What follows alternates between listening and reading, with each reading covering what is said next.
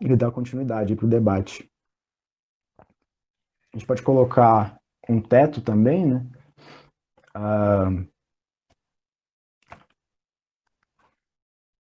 Até mais ou menos 6h40, não sei se o pessoal está de acordo, tudo bem. A gente poderia fazer esse espaço, né, de perguntas, das intervenções do pessoal, e depois fazer uma fala breve de fechamento dos convidados. Depende aí do pessoal, se quiserem ir falando.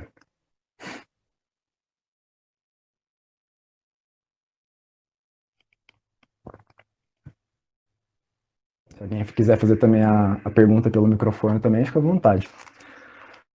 Só manda aí no chat.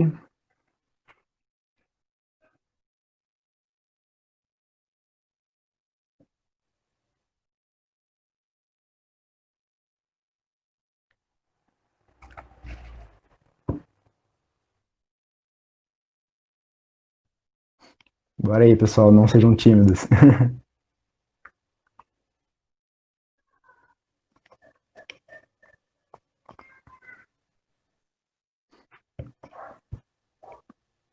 O Fernando fez uma inscrição. A Isadora. Ok. Bom, acho que pode começar então. Eu vou te avisando aqui no chat a questão do tempo e fico de olho também para as próximas inscrições. Fica à vontade, Fernando. Beleza. Ia esperar um pouco também, né? Fui para encorajar também a Isa se inscrever junto. Mas primeiro eu queria saudar o espaço, né? A Thaís, que é meu camarada de movimento aí, o Robson, meu camarada de conselho universitário, né? Vamos lá fazendo essa luta. Meu nome é Fernando, sou estudante de economia da UFO, sou representante discente no Conselho Superior da Universidade, no CONSUM, né? Faço parte do movimento Correnteza e também participei e fui um dos representantes discentes na comissão eleitoral agora, que organizou esse processo para a UFO, né? Para a eleição da UFO. E aí eu queria colocar primeiro essa questão das eleições, né? Saudar o John também, que fez uma fala muito importante. Mas, principalmente, primeiramente, nessa questão das eleições, a gente teve que, apesar de todos os problemas que o Robson levantou muito bem, assim, foi uma luta de dias, né? Acho que foram 6 reuniões, mais de uma semana, a gente travando lá para que a eleição fosse da maneira melhor possível para garantir a participação universitária, né? E aí, mais particularmente, defendendo lá a todo momento que se focasse, que se tivesse uma atenção especial para a participação estudantil, que é grande parte da comunidade acadêmica, e que, apesar de todos os problemas que já foram levantados, de ser um dia só, de ter várias limitações, até de participação, né, uma redução, mesmo que não tão grande, mas considerável em relação à participação dessa eleição, a importância da gente, né, fazer essa luta, como já foi dito, para que o reitor seja empossado, né, para que o consumo, daqui a algumas semanas, a gente consiga colocar, não somente apontar o nome da chapa que venceu, como para ser nomeada, mas que ela seja também nomeada, né, porque a gente tem visto não só pessoas que estão na lista tríplice sendo nomeadas, mas pessoas para fora também. A gente não consegue ter dimensão, por exemplo, de outras pessoas que estão fazendo articulação com o governo para um possível golpe. Isso tem sido comum, infelizmente. E até porque a gente não pode esquecer que teve um projeto dentro dessas eleições, acho que não preciso citar nomes, mas que se colocou como essa opção, né? Uma opção que, se não fosse eleita, seria se colocaria do mesmo jeito, poderia ser um interventor que não teria problema com isso. Então, é um grande risco à nossa democracia, né? Então, é muito importante a gente ficar bem atento, por mais que já tenha recuado, esse candidato recuou nessa posição, falou mais que não vai se colocar, até porque a representação nas urnas, né, mostrou que a universidade não quer ele, principalmente, mas é muito importante a gente ficar atento. E aí outra questão que eu queria refletir, que é importante, é sobre a própria democracia universitária enquanto para além das eleições, né? E é para isso que a gente defende, e principalmente é essa democracia que a gente defende, que seja participativa a todo momento dentro da universidade, né?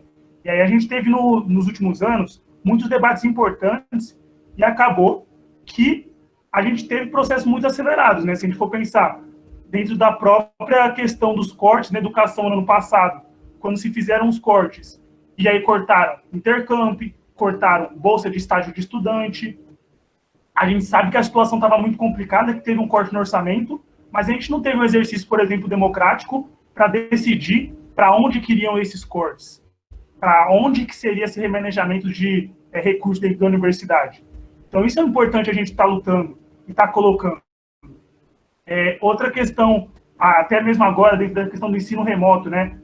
Essa própria construção do ensino remoto do jeito que foi atropelada. A importância que é, por exemplo, da gente ter participação nos colegiados, a importância que é da gente exercer a nossa voz enquanto DA, enquanto estudante, dentro desses processos, para que não aconteça essa exclusão que está acontecendo, né? E para que a gente consiga melhorar, principalmente agora para esse próximo período.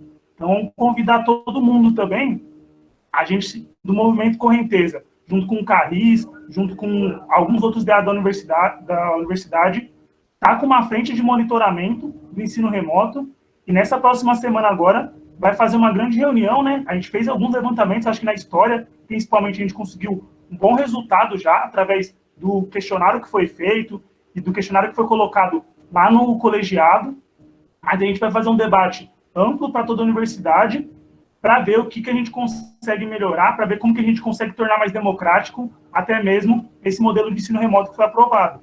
Então, é um convite que eu faço, o pessoal do Carris está dentro da frente também, e é muito importante a gente fortalecer essa nossa democracia e esses espaços que é construir a democracia no dia a dia.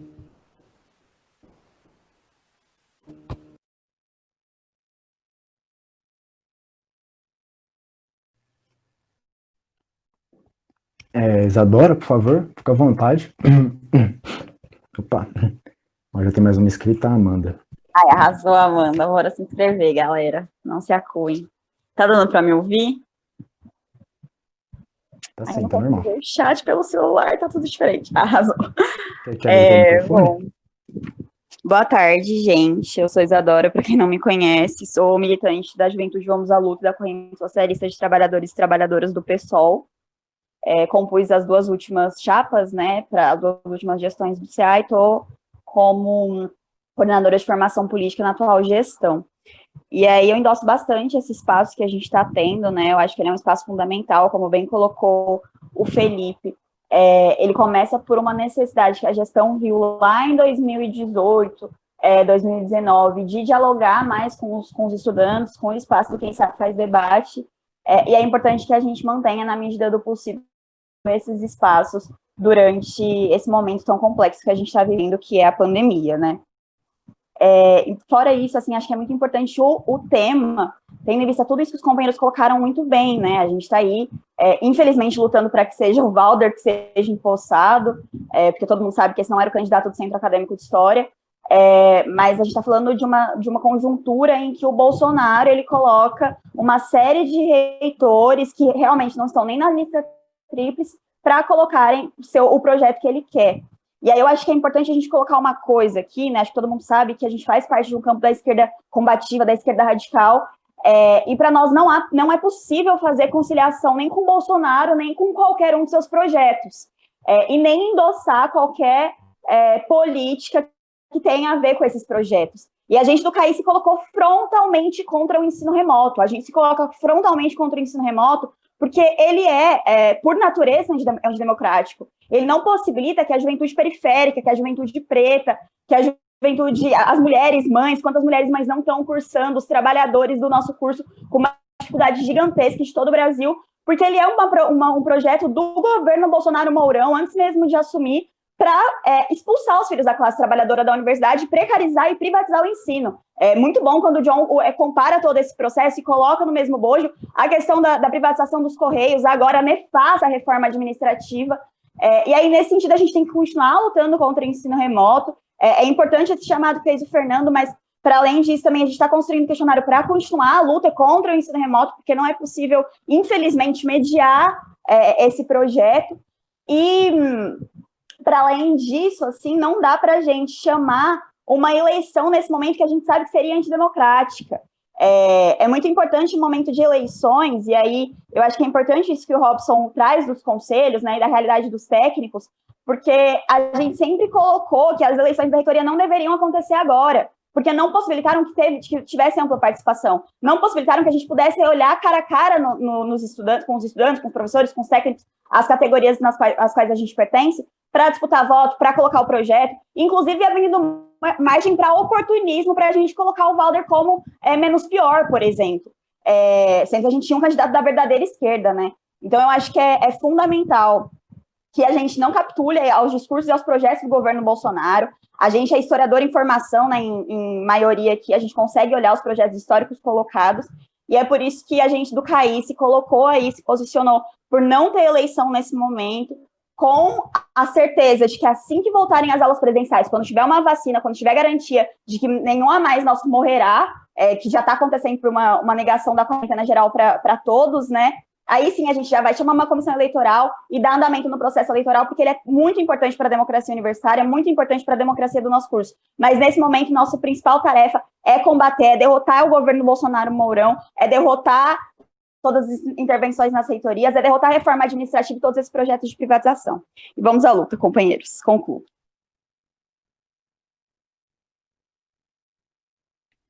Muito obrigado, Isadora.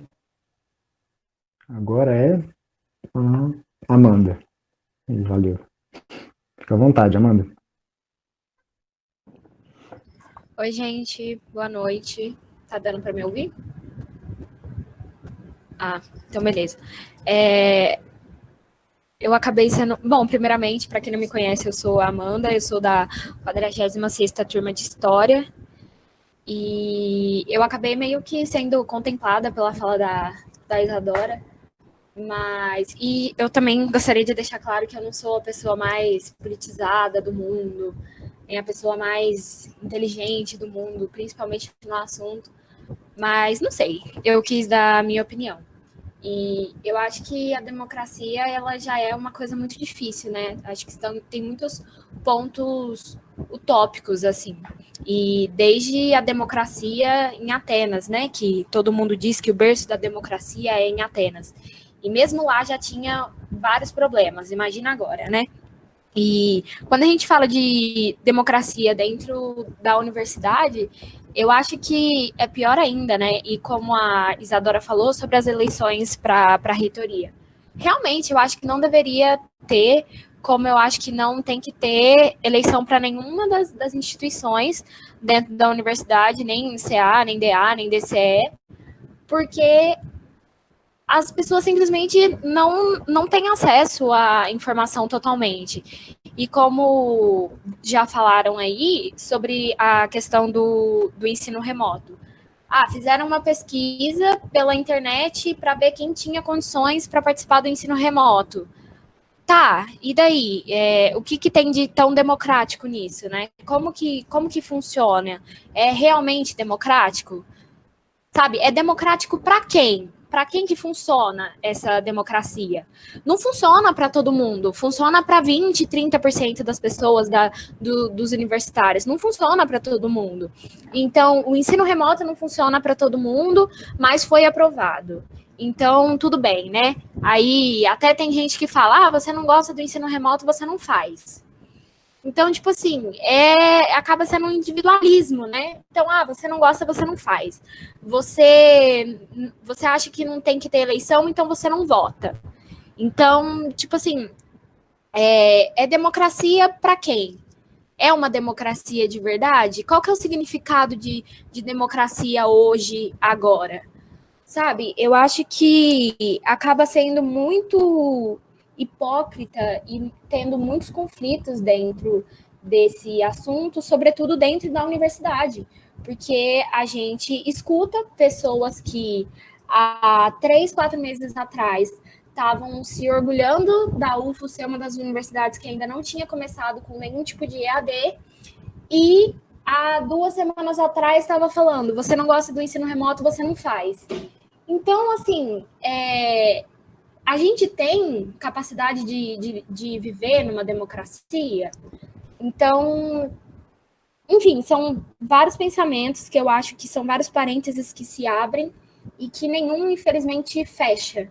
Porque, assim, dentro da minha linha de raciocínio, eu acabo não enxergando muito bem e não vendo uma conclusão sólida mesmo, né? Para mim, eu acho que fica tudo muito em aberto, né? A democracia funciona, a gente sabe viver em democracia, a gente sabe respeitar a democracia, todo mundo tem acesso a essa democracia?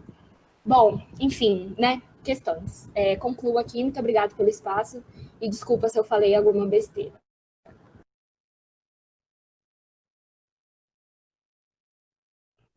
Muito obrigado, Amanda. Que isso, tem que se desculpar por nada, não.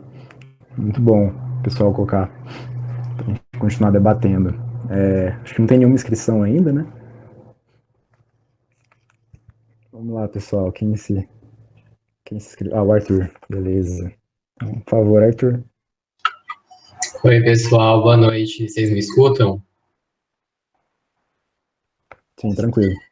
Bom, meu nome é Arthur, eu sou estudante do curso de História, eu também sou atual membro do CARRIS, da gestão atual, e eu acho importante fazer um comentário que, bom, os companheiros já falaram bastante, né, a respeito desse processo que é bastante desigual, né, na verdade ele carrega essa desigualdade em sua própria estrutura.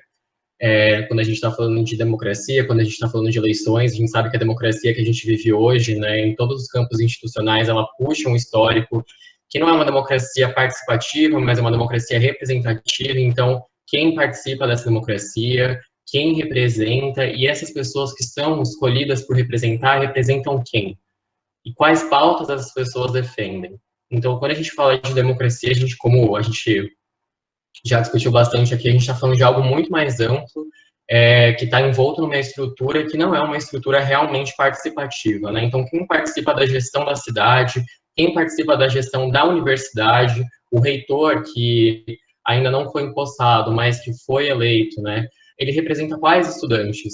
E quando a gente pega isso, a gente copia essa linha de raciocínio também para as instituições da universidade, como os centros e os diretórios acadêmicos, do DCE, além de fazer esse questionamento, é importante também salientar que esse processo de eleição que o DCE deveria ter passado esse ano, mas não passou por conta do contexto que a gente está vivendo, e outros diretórios e centros acadêmicos estão adiando, não só na Universidade Federal de Uberlândia, mas em outras instituições de ensino público do país, por conta do caráter da pandemia, que é um caráter excludente, é um caráter que, além de excludente, é um momento de luto, digamos assim, pelos mais de 140 mil brasileiros que já foram mortos, né? Não são apenas números.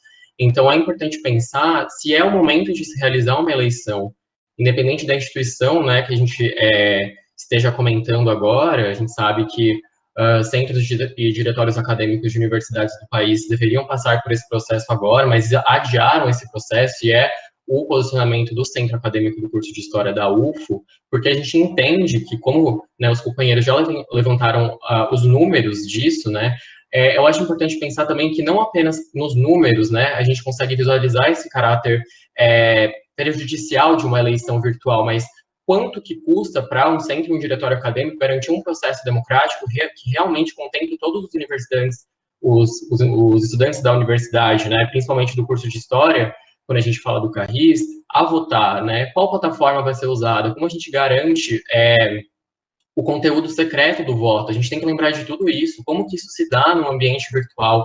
E, para além disso, como que a gente consegue mobilizar esses estudantes a votarem, e como a gente consegue fazer, digamos, entre aspas, a propaganda das chapas que estão participando. Será que a gente consegue ter um debate com essas pessoas? Será que basta postar no Instagram, postar no Facebook, postar no YouTube? Como a gente atinge esses estudantes do curso de História que são votantes, né? Que estão ali defendendo pautas, que vão escolher um representante do centro acadêmico do curso de que fazem parte. Então, é muito importante a gente questionar isso e entender que o posicionamento do CARRIS não é de se manter num espaço espaço simplesmente por se manter, mas é por se posicionar contra esse processo que se institui, que é um processo antidemocrático por natureza, que é essa votação no ensino, no meio de uma pandemia e de caráter remoto. Como que a gente consegue garantir os pilares, né, de um voto secreto, de uma democracia que realmente garanta a participação de todos e todas, ou da grande maioria, nesse período remoto? Né? Quantos estudantes participam dessas ações? Quais estudantes estão dispostos, né, a entender quais pautas levantam as possíveis chapas? Então, acho muito importante esse espaço que a gente está tendo, as discussões são muito pertinentes, e eu concluo minha fala.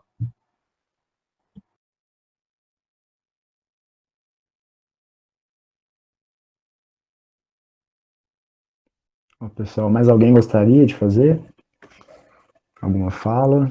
A Amanda pediu aqui para falar novamente. Se não tiver, você pode falar, Amanda.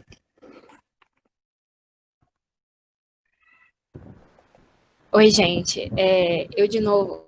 É só porque, ouvindo meu amigo Arthur falar, eu acabei lembrando que, tipo,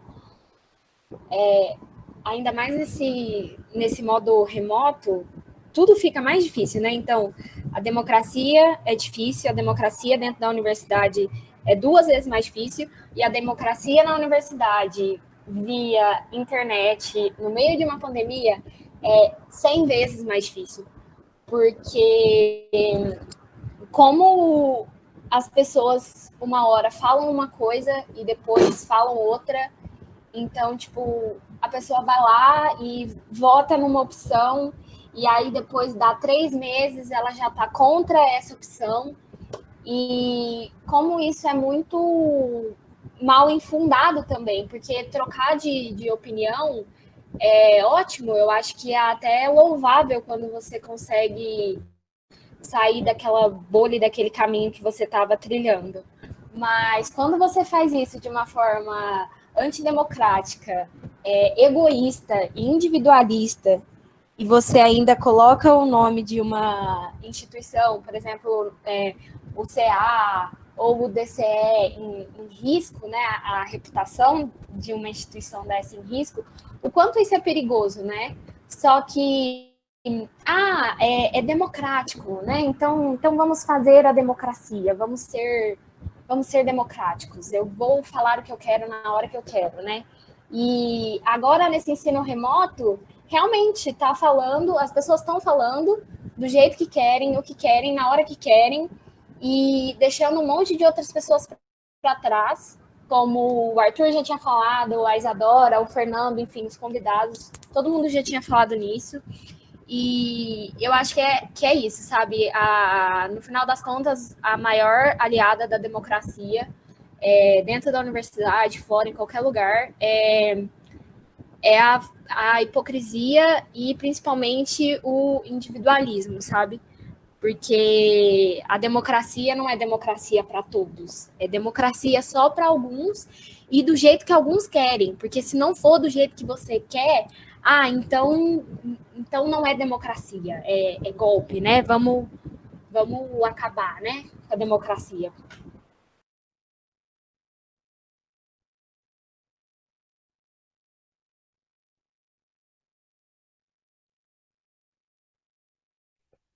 Obrigado, Amanda.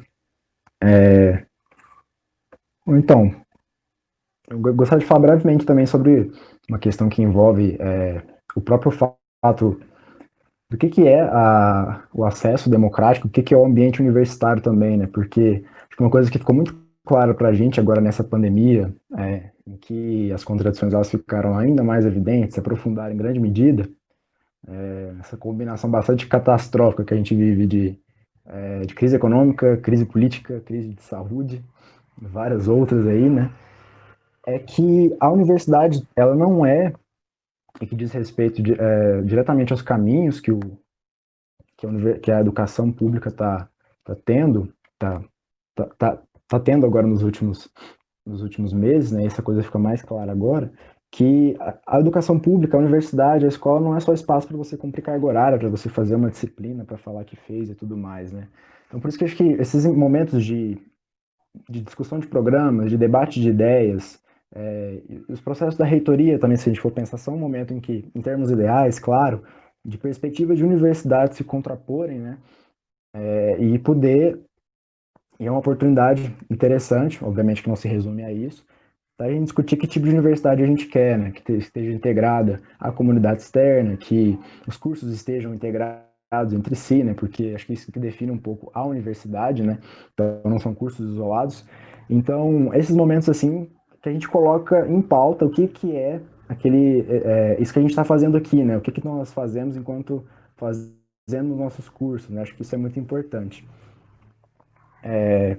E agora, com essa questão das alternativas de ensino, esses problemas eles ficam muito mais evidentes, a gente fica com uma dificuldade muito grande de tentar definir e insistir nos rumos da universidade, né? Eu acho que eu não marquei meu tempo. 4 minutos já, ok. Desculpa eu ter passado um minutinho, não vi. Encerro aqui. Gabriel, fica à vontade, por favor. Opa, galera, boa noite, vocês estão me ouvindo? Acho que sim, né? Tá bom.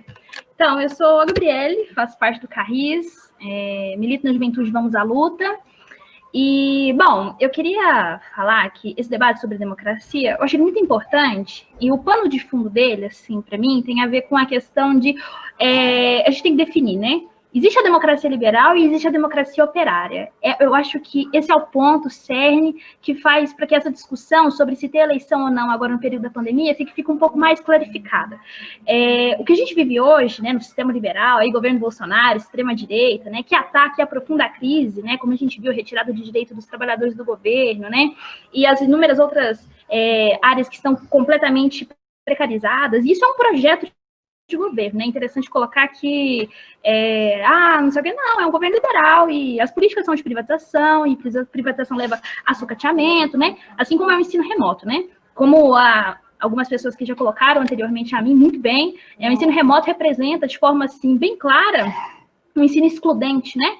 Que tira boa parte dos alunos ali desse processo e também eu acho muito interessante ressaltar, né, o que é a universidade, o que é ensino, né, reduzir a plataforma online, o que é uma universidade pública é bastante complexo, né, se a gente for pensar no tripé que faz a universidade se manter, que é o ensino, pesquisa e extensão e, enfim, né, as coisas que a gente sabe que são muito particulares de uma universidade pública.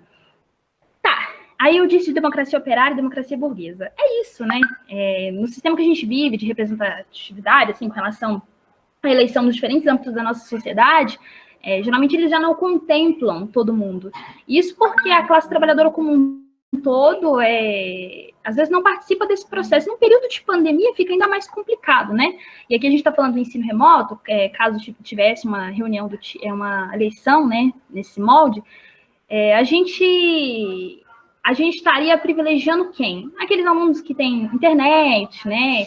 Enfim, isso em si já impede a participação ampla do curso e o debate, que é tão importante, né? Ainda mais se a gente for pensar no nosso curso de História, que tem uma tradição, assim, muito forte, né? De diferentes movimentos estudantil, uma grande politização. Isso tem a ver com a nossa própria formação mesmo, né? De historiadores, enfim, que estão em constante questionamento do mundo em que vivemos, né? E do que nós queremos construir, né? Quais são nossos projetos de universidade, de país e de mundo, né? Nesse sentido, eu queria resgatar um negócio que o Robson falou que é importante, né, a gente entender que quais são os desafios atuais. Por exemplo, o governo Bolsonaro, né, através do Guedes, como eu disse, sempre com um projeto de privatização, sucateamento, porque é isso. Tá aí, né, na agenda agora essa proposta da reforma administrativa. E é fundamental a gente se posicionar e ser extremamente contra, porque isso vai precarizar o funcionalismo público como um todo, né, galera? Então, eu queria ver aí se o Robson poderia falar um pouco como os técnicos têm tido nesse processo, né? Eu sei que tá formado para ter uma frente, né, com relação a uma greve, possível greve, uma mobilização na cidade, não lembro muito bem, para outubro agora, né, para que a gente consiga se posicionar aí frontalmente contra esse projeto, né? E é muito interessante a gente dar continuidade nessas lutas. E nesse sentido, para finalizar minha fala, é interessante batermos na tecla de atos presenciais, né? De uma luta que seja de fato radical, né? Que consiga mudar a realidade que nós estamos passando, no sentido de que, como até a Isadora falou, no momento, o ideal era que todos estivéssemos tendo a quarentena, mas a quarentena, ela tem nos mostrado quais são as contradições de nossa sociedade, né? A gente precisa de que grande parte da sociedade continue trabalhando, sustentando, e aí, no caso da pandemia, morrendo. E tem o recorte racial, que se você for ver as pessoas que mais morrem, né, de vírus, que são as pessoas que compõem aqui no Brasil, né, a maior parte da classe trabalhadora são as pessoas negras, né, e são as pessoas periféricas.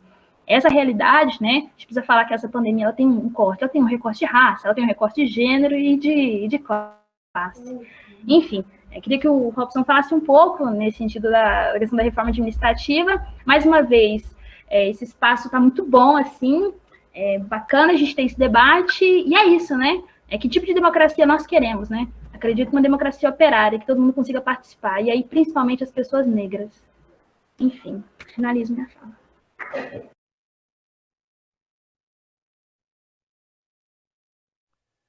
Bacana, obrigado, Gabriele. Bom, eu não sei se alguém... Tem mais alguém inscrito? Alguém gostaria de mais fazer uma fala? A gente já está chegando a 18h35. Bom, se acho que não tiver mais ninguém, a Gabriela fez uma pergunta para o Robson, né? E aí a gente pode pedir também para os convidados fazerem uma fala aí de finalização, um remate da discussão. Também colocar aí em torno de 3 ou 4 minutos para cada um. Pode ser, né? Então, por favor, o Robson, fica à vontade, então. Já que ele foi que a Gabriela fez a pergunta para ele, acho que pode começar por ele. Tá, obrigado, Felipe. Eu vou aproveitar e já ir me despedindo. Mas eu queria fazer uma observação aqui antes. Eu falei para vocês, né, na minha primeira fala, que eu aprendo muito nesses espaços, e realmente eu aprendo mesmo. Quando eu entrei na UF em 2010, em 2009, aliás, eu vinha da iniciativa privada, com a formação em administração, numa universidade, numa faculdade privada, então eu tinha toda uma lógica privatista. Então, participando desses espaços, é que eu comecei a entender melhor, né, por que se lutava tanto, era coisas que antes eu não tinha essa compreensão. Né? E aí eu aprendi algo que esse período de pandemia e o modelo virtual que a gente está vivendo não permite mais para a gente. Né? Aquele olho no olho, aquele calor humano, aquele de você poder olhar no outro, entender a história do outro e entender o problema do outro e, a partir daquilo ali, se envolver com o problema e com a história do outro e começar a construir junto. Isso me ajudou muito nesses 10 anos. Eu tenho evoluído bastante como ser humano, como lutador, em função disso, justamente em espaços como esse aqui. Então, eu agradeço muito. Adriele, em relação à reforma administrativa, a gente tem feito muito debate sobre isso. Agora, nós acabamos de aprovar, numa Assembleia, a construção de uma frente nacional de greve, junto com, no mínimo, o setor da educação. Essa foi a orientação que saiu da nossa Assembleia, que a nossa federação ela deve construir uma greve para combater a reforma administrativa, no mínimo, com o setor da educação.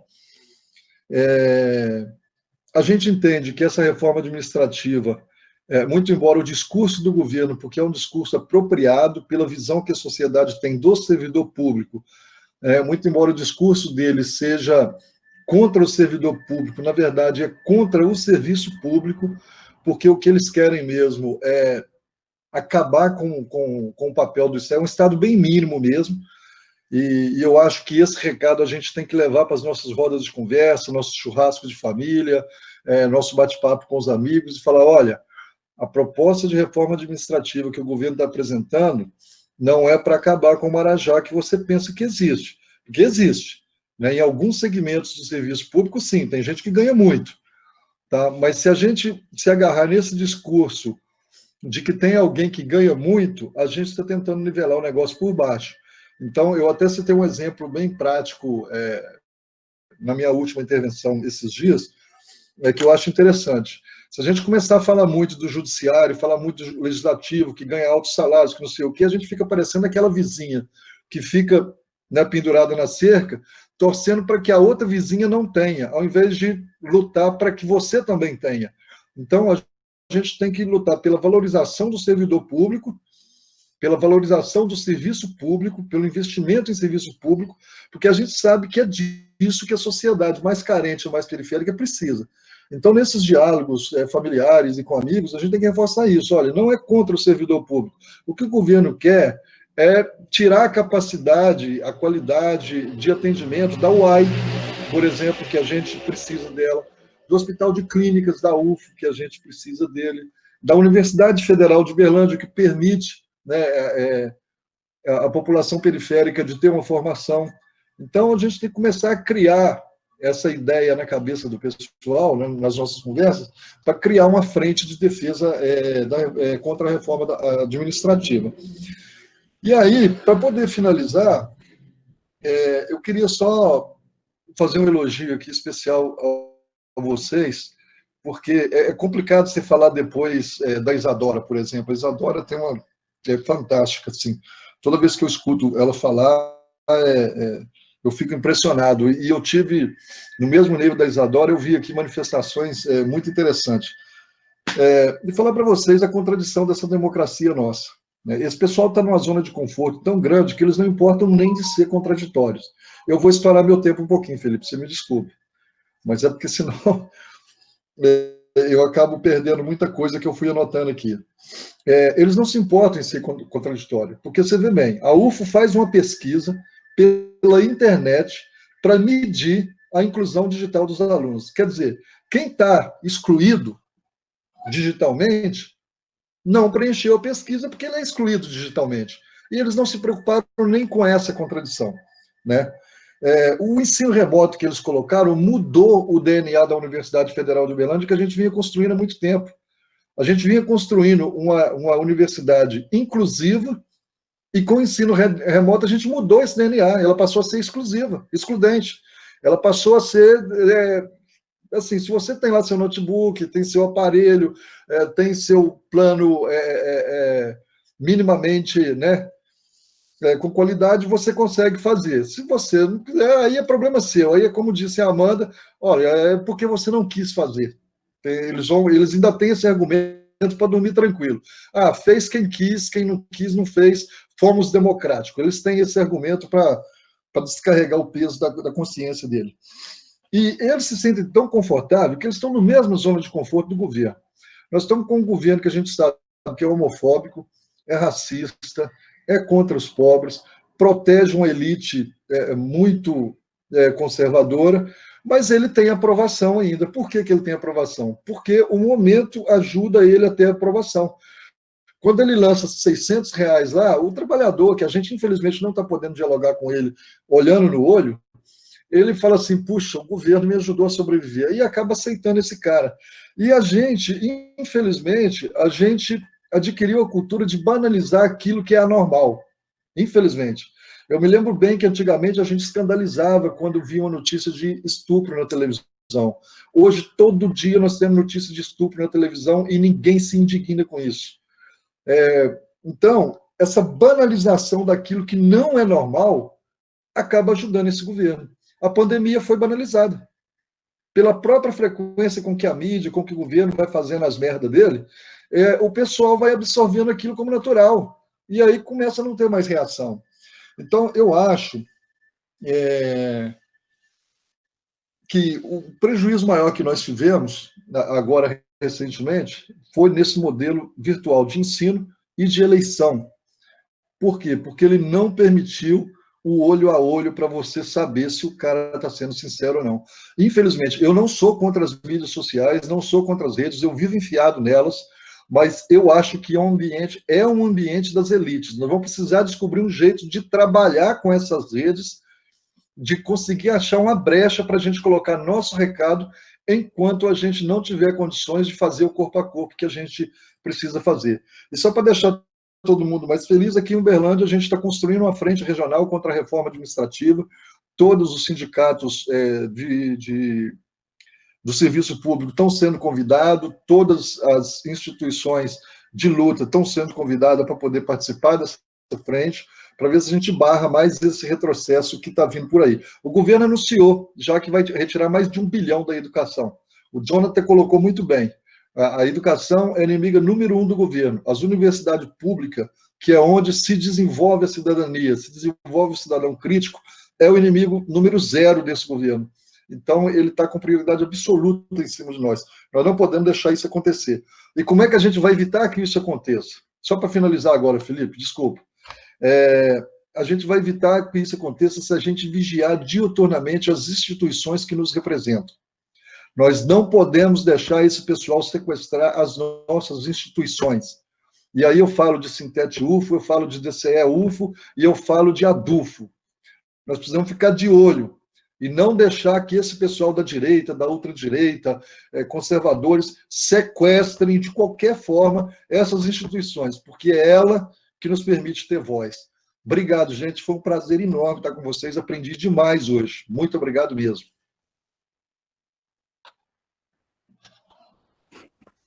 Valeu, Robson. A gente agradece bastante, em nome de toda a gestão, sua presença.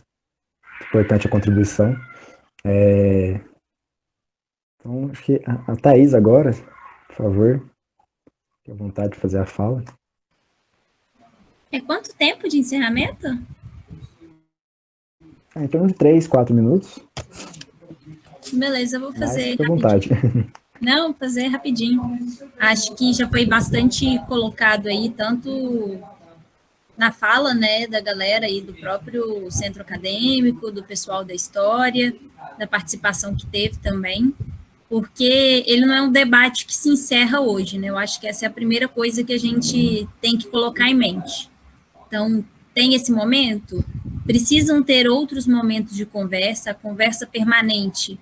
Eu acho que ela é sempre a melhor saída, porque é através das nossas conversas, das nossas ações coletivas, que a gente consegue encontrar resposta para os problemas. Não existe o salvador da pátria, que vai ter uma resposta única para dizer como que vai se resolver. Então, esse fórum que está sendo construído aí na UFO, ele é fundamental e ele precisa ser um fórum amplo, né, que nós, estudantes, a gente participe, consiga dar nossa opinião, envolva o conjunto da universidade, e trazer isso também para a nossa esfera do micro, né? Foi colocado aí algumas questões sobre eleição e etc. Eu acho que a melhor forma de resolver isso é, inclusive, entre os estudantes. Então, vamos trocar uma ideia, vamos conversar, vamos saber uma situação. Aqui na UFMG, a gente está dando, enquanto DCE, uma autonomia para as entidades resolverem, né, qual que é o melhor cenário, né, de eleição, etc. A grande maioria delas tem optado por não fazer eleição nesse momento de pandemia, né, ou seja, prorrogar a gestão, tendo em vista que presencial é muito mais democrático, você consegue isonomia no debate, você consegue garantir uma participação maior dos estudantes através das passagens em sala, e também para garantir uma gestão por dentro dos assuntos, nesse momento que a qualquer instante a gente pode ter um ataque, né? Então, a galera que já tá atenta, etc., poder fazer esse acompanhamento é muito bom também, né? Até para conseguir ter as respostas para os possíveis problemas que estão vindo aí pela frente. Então, acho que é isso, manter essa articulação. Tem rolado uma série de calendários de luta, de rua, que a UNE tem convocado junto das entidades estudantis. Temos que entender que fazer ato de rua é importante, mesmo garantindo todas as questões de segurança, álcool em gel, máscara, face shield, se for necessário, mas se teve uma coisa que fez o governo Bolsonaro recuar e dizer que nós, estudantes, estávamos pautando que fazer o Ventral cair, fazer as pautas da educação serem conquistadas, foram os atos de rua.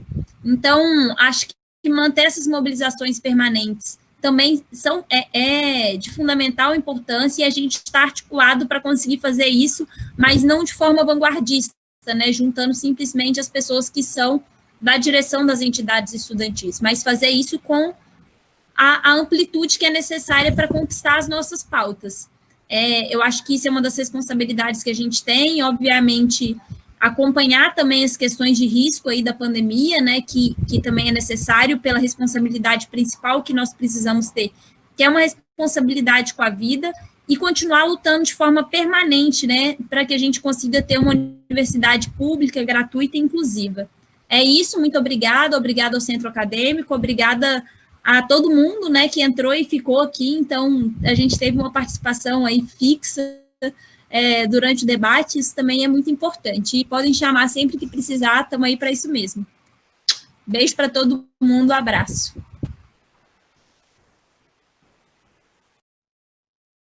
Muito obrigado, Thaís. Importante a contribuição, a fala. Esperamos vê-la mais vezes por aqui. Agora o John, por favor, fique à vontade. Bem, acho que são tempos muito difíceis, né? São tempos difíceis que requer de nós muito companheirismo, né? Muita análise crítica, que requer de nós também muita unidade de ação, mesmo na prioridade do nosso campo. Às vezes a gente discute muito, briga muito, mas requer uma unidade de ação muito grande para a gente enfrentar todos os ataques que a gente enfrenta politicamente, né? E também para a gente se manter bem estável psicologicamente, porque é um momento muito difícil. Então, fiquem todos bem, todos bem, se cuidem. É o momento de a gente cuidar um do outro, mesmo que à distância, falar um do outro, perguntar como a gente está. Esses são os momentos que nos agregam muito. Agradecer o convite do Carris, que é um centro acadêmico que está sempre no lado certo da luta, sempre aí na vanguarda da universidade, provando que é um centro acadêmico de luta, que faz debate, que faz política, que está sempre interferindo nos espaços que cabe a nós por direito, o espaço da voz do estudante. Isso é importantíssimo, continuem assim. Eu sou ali do lado do curso de Ciências Sociais, então a gente é muito próximo, conversa bastante, que isso continue dessa forma. Saudar também a Thaís e todo o movimento Correnteza, que é um movimento, uma organização importantíssima para o movimento estudantil de forma geral e nacional, que compõe lá também a oposição com a Uni.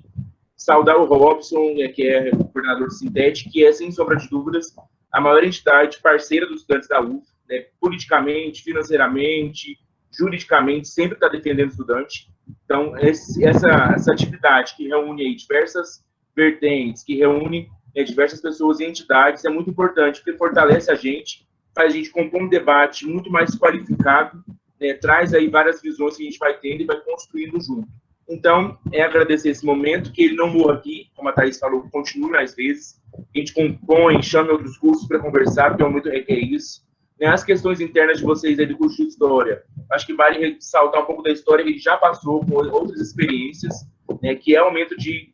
Eu também acho que não é o melhor momento de fazer a eleição, mas vocês vão decidir com a base de vocês do curso, junto com o centro acadêmico, porque é o momento agora de construir política, reivindicar direitos, fazer unidade de ação, buscar parceiros nessa luta, e as nossas questões internas a gente vai se resolvendo com muito diálogo, com muita competência, com muita tranquilidade, com muita sinceridade. O movimento estudantil é uma importante figura, sempre foi historicamente, na composição da democracia das universidades, na democracia das escolas, o movimento secundarista também existe, e é muito importante. Então, parabéns a todos que estão aqui, às vezes numa sexta-tarde, é dia de dar uma bebida, é dia de puxar uma cachaça, ou é dia de trabalhar também, eu estava trabalhando no trabalho do Sintete, agradecer o Robson lá, a disponibilidade de eu participar também.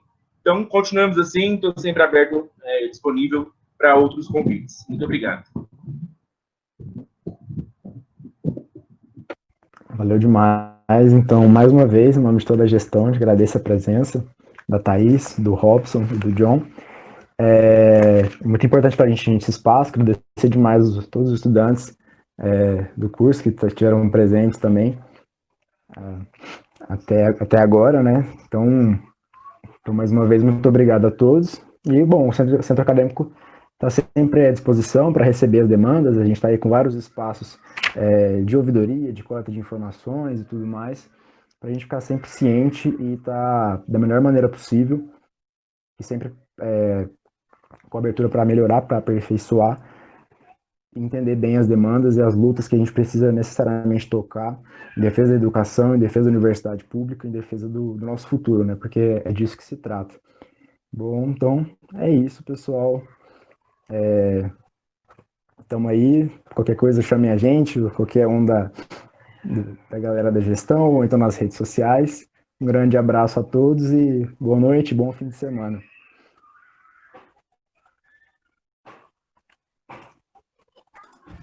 Obrigado, Felipe, obrigado. Thaís, foi um prazer, hein?